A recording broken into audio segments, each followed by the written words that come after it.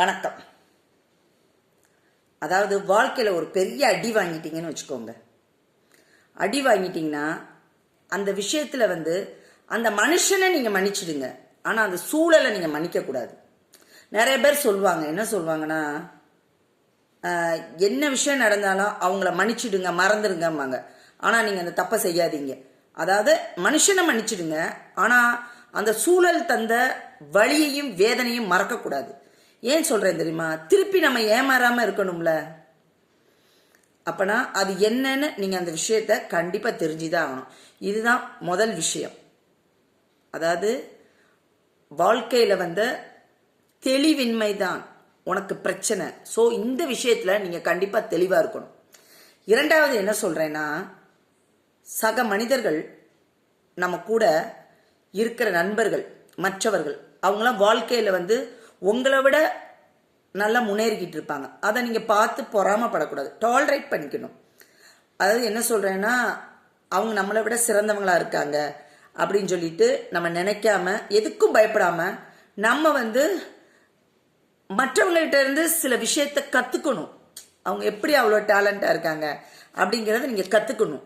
So இது உங்களுக்கு தெளிவான ஒரு வாழ்க்கையை கொடுக்கும். இந்த தெளிவு இருக்கணும் உங்களுக்கு. இந்த தெளிவு இல்லைன்னா உங்களுக்கு நிறைய விஷயத்தில் பிரச்சனை வரும். ஸோ இந்த தெளிவை நீங்கள் தெரிஞ்சுக்கணும். மூணாவதாக நான் என்ன சொல்கிறேன்னா, யாருமே உங்களை காப்பாற்ற போகிறதில்ல, யாருமே நமக்கு காப்பாற்ற வேண்டியதில்லை.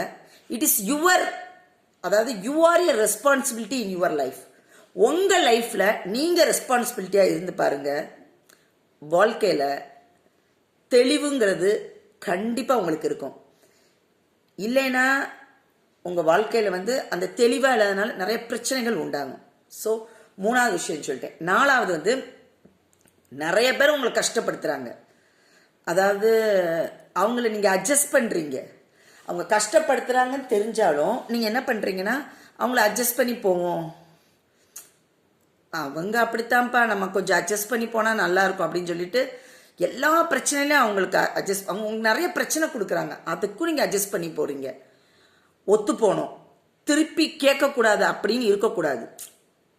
உங்களுக்கு அவங்க பிரச்சனை பண்ணும்போது அது அவங்க தப்பு பண்ணுறாங்கன்னு புரிய வைக்கிறதுக்காக நீங்கள் அந்த பிரச்சனை நீ எனக்கு பண்ணுற அப்படின்னு திருப்பி அவங்க கிட்ட பேசணும். எனக்கு நீ பிரச்சனை பண்ணுறப்பா அப்படின்னு சொல்லி திருப்பி நீங்கள் கேட்கணும். நீங்கள் கேட்க ஆரம்பித்தாதான் அவங்களுக்கே நம்ம பிரச்சனை பண்ணுறோங்கிறது தெரியும். அந்த விஷயத்தில் நீங்கள் தெளிவாக இருக்கணும். ஒருத்தவங்க தப்பு பண்ணும்போது நீ என்ன இப்படி கேட்குற அப்படின்னு தெளிவாக பேச தெரியணும். ஸோ இந்த விஷயத்தில் நீங்கள் ரொம்ப தெளிவாக இருந்தீங்கன்னா உங்களுக்கு வாழ்க்கையில் பிரச்சனையே வராதுங்க. கடைசியாக ஒரு விஷயம் சொல்கிறேன், இதுலேயும் நீங்கள் ரொம்ப தெளிவாக இருந்தீங்கன்னா வாழ்க்கையில் உங்களுக்கு பிரச்சனையே வராது. அதாவது என்னன்னா, யாரையுமே ஒருத்தவங்களை சந்தோஷப்படுத்தணும், முழுசாக திருப்திப்படுத்தணும் அப்படின்னு நினைக்காதீங்க. அதுக்கு முயற்சியே எடுக்காதீங்க.